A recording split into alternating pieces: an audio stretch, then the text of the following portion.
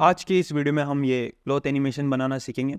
आपको ब्लेंडर में cloth animation बनाने में बहुत दिक्कत आती होगी। कभी कपड़ा इधर उधर चला जाता होगा, कभी कपड़ा आर पार हो जाता होगा, या कभी सही से क्लॉथ एनिमेशन होती नहीं होगी। तो इस वीडियो में हम पूरा क्लॉथ एनिमेशन सीखेंगे और मैं बताऊंगा आप कैसे इस तरह की क्लॉथ एनिमेशन बना सकते हैं और जो भी प्रॉब्लम आती है आप उसे कैसे सोल्व कर सकते हैं। ठीक है, तो चलिए शुरू करते हैं बिना टाइम वेस्ट किए। तो मेरे पास ये एक कैरेक्टर है और इसे मैंने मिक्सेमो से रिग किया है और मैंने इसकी एनिमेशन भी वहाँ से ही उठाई है। तो आप मिक्सेमो से कोई भी जो है कैरेक्टर आपका रिग कर सकते हो, वहाँ पे डिफरेंट डिफरेंट एनिमेशन है, तो वहाँ पे आप कोई भी एनिमेशन ले सकते हैं। ठीक है, हम इस कैरेक्टर के ऊपर जो है क्लॉथ सिमुलेशन करेंगे। तो आपको क्या करना है कि बेसिकली आपको इस आर्मेचर को सिलेक्ट करना है और यहाँ पोज मोड में आप आ जाइए। मेक श्योर सभी बोन जो है आपकी सिलेक्ट होनी चाहिए। ठीक है, मैं थोड़ा यहाँ पे जूम कर देता हूँ। आप देख सकते हैं मेरे यहाँ पे इतनी की फ्रेम है, तो मैं क्या करूँगा कि इन सभी को जी से मूव करूँगा और इनको थोड़ा पीछे कर दूंगा। ठीक है, अब आपको क्या करना है कि यहाँ पे आपको फर्स्ट फ्रेम पे जो है रहना है और यहाँ व्यू पोर्ट में आके आपको अल्ट आर प्रेस करना है, जिससे क्या होगा कि आपका जो कैरेक्टर है वो टी पोज में चला जाएगा। ठीक है, अब आप क्या कीजिए कि यहाँ पे आई प्रेस कीजिए, जिससे आपका यहाँ पे की फ्रेम लग जाएगा। मेक श्योर कि आपकी सभी बोन जो है सिलेक्ट होनी चाहिए और फिर ही आप आई प्रेस कीजिए, जिससे क्या होगा कि सभी बोन के ऊपर की फ्रेम लग जाएगा। तो ये टी पोज का की फ्रेम मैंने यहाँ फर्स्ट फ्रेम पे लगा लिया है। अब आप देख सकते हैं कि ये हमारी जो है मेन एनिमेशन है और यहाँ फर्स्ट पे हमारा जो कैरेक्टर है वो टी पोज में है। ये बहुत इंपॉर्टेंट है, आपका फर्स्ट फ्रेम पे जो है आपका कैरेक्टर टी पोज में होना ही चाहिए, ताकि आप इसके क्लोथ डिज़ाइन कर पाएँ और जैसे जैसे आपकी एनिमेशन आगे बढ़ती रहेगी वैसे वैसे आपका क्लोथ जो है सिमुलेट होता रहेगा। ठीक है, तो फर्स्ट फ्रेम पे आपको क्या करना है कि आपकी कैरेक्टर को टी पोज में रखना है और आपको क्या करना है कि आपकी जो ये देख सकते हैं ये मेरी मेन एनिमेशन है और ये टी पोज है, इन दोनों के बीच में आपको क्या करना है गैपिंग रखनी है, ताकि क्या हो कि क्लॉथ को सिमुलेट होने में थोड़ा टाइम मिले और उससे क्या होगा कि आपका क्लॉथ अच्छे से सिमुलेट होगा। अगर इन दोनों के बीच में अगर गैपिंग नहीं रहेगी और जैसे कि अब मान लीजिए कि ये पूरी जो की फ्रेम है बिल्कुल यहाँ इसके पास में होती, तो क्या होता कि एकदम से ये स्विच करता टी पोज से आपकी मेन एनिमेशन में और क्लॉथ बहुत डिस्टर्ब हो जाता और बहुत ऐसे ऐसे बहुत ही बुरा लगता वो और उससे क्लॉथ भी अच्छे से सिमुलेट नहीं हो पाता। इसलिए आप क्या कीजिए कि थोड़ी गैपिंग रखिए ताकि ये थोड़ा टाइम ले टी पोज से मेन एनिमेशन में स्विच होने में और आपकी क्लॉथ की एनिमेशन भी मतलब आपकी क्लॉथ की सिमुलेशन भी अच्छी हो। ठीक है, तो इतना काम आपको कर लेना है। अब आप क्या कीजिए कि यहाँ ऑब्जेक्ट मोड में आ जाइए और अभी के लिए आपको क्या करना है कि इस आर्मेचर को हाइड कर देना है। हम क्या करेंगे कि अब इस कैरेक्टर को सिलेक्ट करेंगे और मैं यहाँ एडिट मोड में चला जाता हूँ और अब मैं क्या करूँगा कि मैं पहले तो सभी वर्टिसेस को टी सिलेक्ट कर लूँगा।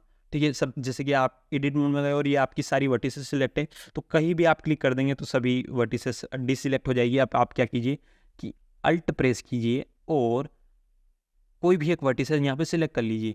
ठीक है, तो ये देख सकते हैं कि ये लंबा वाला सिलेक्ट हो गया है हमारा लूप। हमें क्या करना है कि ऐसे जो हॉरिजॉन्टल है वो लूप सिलेक्ट करना है। तो आप क्या कीजिए कि अल्ट प्रेस ही रहने दीजिए और एक और बार कोई अलग वर्टिसेस सिलेक्ट कीजिए। तो अब आप देखेंगे तो आप देख सकते हैं कि ये वाला लूप जो हमारा सिलेक्ट हुआ है। ठीक है, तो आपको यही वाला लूप जो है यहाँ पे सिलेक्ट करना है और आप चाहें तो और नीचे से भी आप ये कर सकते हैं, लेकिन मैं इसे यहाँ से ही करूँगा। मैं और क्या करूँगा कि इसके ऊपर वाला लूप ही सिलेक्ट करूँगा, मैं ये वाला लूप सिलेक्ट करूँगा। ठीक है, और मैं यहाँ पे अब वायर फ्रेम मोड और ट्रांसपेरेंट मोड दोनों इनेबल कर देता हूँ और मैं यहाँ पे सी प्रेस करता हूँ, जिससे मेरे पास एक सर्कल सिलेक्शन टूल जो है आ जाएगा। उससे मैं कुछ इतना जो है सिलेक्ट कर लूँगा। ठीक है, आपको भी ऐसा सिलेक्ट जो है कर लेना है और इतना सिलेक्ट करना है आपको और कुछ ये वाली वर्टिसेस। ठीक है, और अब मैं अगर आपको सॉलिड मोड में बताऊं तो मैंने ये जो वर्टिसेस है ये सिलेक्ट कर रखी है और बेसिकली मुझे ये वाली वर्टिसेस नहीं चाहिए, बस मुझे इतना चाहिए। ठीक है, तो देख सकते हैं मैंने यहाँ पे इतना जो है सिलेक्ट कर लिया है। आप भी इतना सिलेक्ट कर सकते हैं। अब आप क्या कीजिए कि शिफ्ट डी से इसे डुप्लीकेट कर दीजिए और आप यहाँ अगर पी प्रेस करते हैं और सिलेक्शन पे अगर आप यहाँ पे क्लिक करते हैं तो जो भी आपने सिलेक्ट कर रखा है वो आपका एक सेपरेट पार्ट जो है बन जाएगा। ठीक है, अब आप यहाँ पे ऑब्जेक्ट मोड में आ सकते हैं और आपने जो पार्ट सेपरेट किया है उसे आप सिलेक्ट कर लीजिए और यहाँ मटेरियल पे जाइए और बेसिकली इस मटेरियल को आप यहाँ से हटा दीजिए और एक नया मटेरियल क्रिएट कीजिए और नीचे जाइए व्यू पोर्ट डिस्प्ले में इसे आपको एक कलर दे दीजिए, जैसे कि मैं यहाँ पे इसे ब्लू दे देता हूँ। और अभी आपका जो है क्लॉथ नहीं दिख रहा है क्योंकि ये आपकी जो मेन कैरेक्टर है उसके अंदर कोलाइड हो रहा है। ठीक है, तो आपको क्या करना है कि यहाँ ऑब्जेक्ट में जाना है, set origin and origin to geometry कर देना है, जिससे इसकी ओरिजिन इसके बीचों बीच आ जाएगी। अब आप क्या कर सकते हैं कि एस से इसे थोड़ा स्केल कर दीजिए ताकि आपका क्लॉथ जो है दिखे। ठीक है, ज़्यादा स्केल नहीं करना है आपको, बस थोड़ा सा स्केल करना है, कुछ इतना। ठीक है, तो देख सकते हैं मैंने इतना कुछ स्केल कर लिया है और ये जो ऊपर वाला हिस्सा है ये तो हमारे बॉडी के साथ चिपका ही रहेगा, इस पर कोई क्लॉथ सिमुलेशन नहीं होगी। हमें क्या करना है कि हमें एडिट मोड में जाना है और वापस से अल्ट प्रेस करके ये नीचे का लूप सिलेक्ट करना है और ई प्रेस करके और जेड डायरेक्शन में इसे एक्सट्रूड करना है और एस से इसे थोड़ा बड़ा करना है, ठीक है। अब आप अगर आप एडिट मोड से बाहर आते हैं तो देख सकते हैं कि ये अच्छे से नहीं हुआ है, देख सकते हैं इसके बीच की खाली जगह छूट गई है। ऐसा क्यों हुआ है? क्योंकि अगर मैं कंट्रोल जेड प्रेस करता हूँ तो वापस से मैं यहाँ पे आ जाऊँगा और अभी आप देखेंगे तो आप यहाँ पे देखेंगे कि ये कुछ दिक्कत यहाँ पे दे रहा है, देख सकते हैं ये वर्टिसेस एक्स्ट्रा है। तो आप क्या कर सकते हैं कि इन तीनों को सिलेक्ट कीजिए और एक्स करके इन वर्टिसेस को आप यहाँ पे डिलीट कर सकते हैं और अब देख सकते हैं आपका सब कुछ जो इससे हो चुका है। तो आप अल्ट प्रेस करके वापस से ये नीचे का लूप सिलेक्ट कर लीजिए और ई प्रेस करके और जेड डायरेक्शन में इसे एक्सट्रूड कर दीजिए और एस से इसे थोड़ा बड़ा कर दीजिए, ठीक है। और अब अगर आप एडिट मोड से बाहर आते हैं तो देख सकते हैं कि आपकी ड्रेस कुछ ऐसी ही है, ठीक है। आप वापस से एडिट मोड में जाइए। अब आप क्या कीजिए कि यहाँ पे आइए और कंट्रोल आर प्रेस कीजिए और यहाँ पे कुछ लूप कट जो आप लगा लीजिए, ठीक है। 2 बार इंटर प्रेस कर दीजिए ताकि हमारा जो है नीचे वाली फ्रॉक है इसमें थोड़ी ज्योमेट्री आ पाए और हमारा क्लॉथ सिमुलेशन अच्छे से हो पाए। बेसिकली आप जितनी बार सब डिवाइड करेंगे ना उतना अच्छा आपका क्लॉथ सिमुलेशन होगा। तो मैंने कुछ इतना जो है इसे सब डिवाइड कर दिया है, ठीक है। अब आपको क्या करना है कि यहाँ पे वर्टेक्स ग्रुप पे आना है और एक नया वर्टेक्स ग्रुप यहाँ पे क्रिएट करना है और इसे नाम दे देना है क्लॉथ, ठीक है। और मैं यहाँ वायर फ्रेम मोड और ट्रांसपेरेंट मोड दोनों इनेबल कर देता हूँ और मैं बस ये ऊपर वाले पार्ट को यहाँ पे सिलेक्ट करूँगा, ठीक है।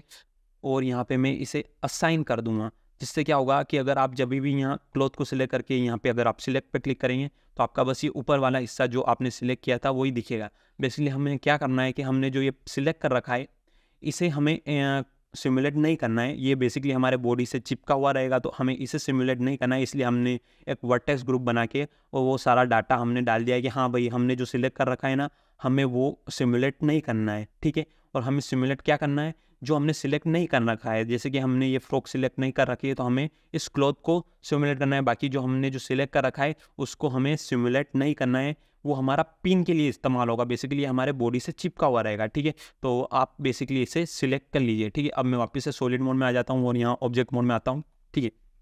अगर मैं यहाँ वेट पेन पे जाऊँ तो देख सकते हैं कि मेरा वेट पेन कुछ इस प्रकार है। जो भी हमने रेड पेन कर रखा है वो सिमुलेट नहीं होगा, जो हमारा ब्लू है वो हमारा सिमुलेट होगा, ठीक है। अब मैं क्या करता हूँ, यहाँ ग्रेडियंट पे जाता हूँ और थोड़ा सा इसको ग्रेडियंट दे देता हूँ ताकि थोड़ा स्मूथ जो है हमारा क्लॉथ सिमुलेशन रहे, ठीक है। तो मैंने यहाँ पे देख सकते हैं कि ऐसा जो है कर दिया है। अब मैं वापस से ऑब्जेक्ट मोड में आता हूँ और मैं मेरी ड्रेस को सिलेक्ट करता हूँ, यहाँ पे जाता हूँ और एक क्लॉथ फिजिक्स इस पे लगाता हूँ।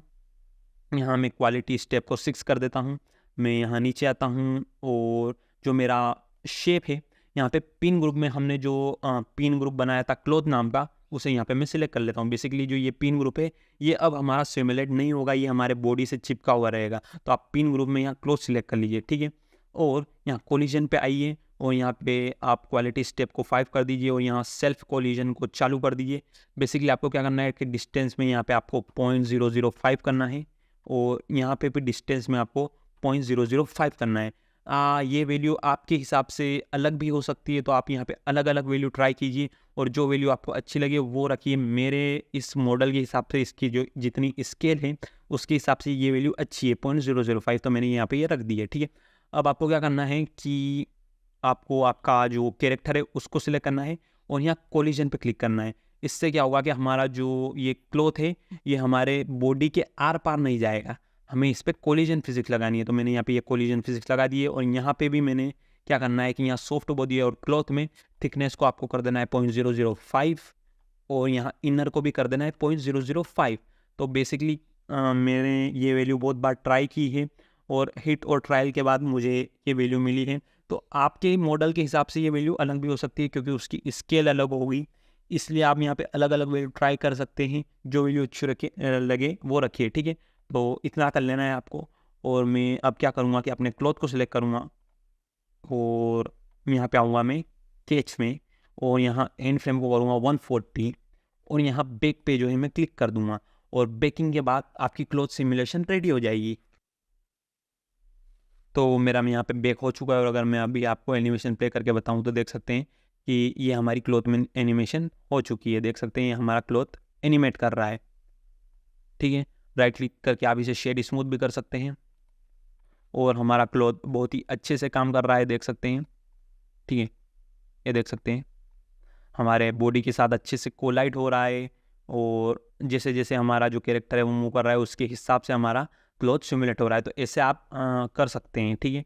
और अगर आपको क्वालिटी थोड़ी कम लग रही है तो आप क्या कर सकते हैं कि इस ड्रेस को और सब डिवाइड कीजिए, और यहाँ आप क्या कर सकते हैं कि यहाँ पे आप आपकी क्वालिटी स्टेप भी बढ़ा सकते हैं। अगर आपका पीसी बहुत ही ज़्यादा भारी भरकम दमदार है तो क्वालिटी आप बढ़ा सकते हैं, और यहाँ नीचे आके और आप यहाँ ऑब्जेक्ट कोलिजन की क्वालिटी भी बढ़ा सकते हैं, जिससे क्या होगा कि आपका क्लॉथ सिमुलेशन जो है और भी अच्छा रहेगा, ठीक है, और क्वालिटी और इम्प्रूव होगी। लेकिन मेरा पीसी अभी स्लो है, बहुत ही कमज़ोर है, इसलिए मैंने इतनी ही क्वालिटी रख रखी है, और इसमें भी ये बहुत ही अच्छा लग रहा है, ठीक है। देख सकते हैं बहुत ही अच्छा जो है हमारा क्लॉथ सिमुलेशन हुआ है। तो ऐसे आप क्लॉथ सिमुलेट कर सकते हैं, और फिर आप क्या कर सकते हैं कि इस क्लॉथ के ऊपर कोई भी टेक्सचर लगा सकते हैं और रेंडर को हिट कर सकते हैं, ताकि आप अच्छे रेंडर बना सकें, ठीक है। तो इस वीडियो के लिए बस इतना ही रखूँगा मैं। अगर आपको वीडियो पसंद आया है तो make sure to like, share and subscribe. Thank you for watching this video, और मिलते हैं अगले वीडियो में।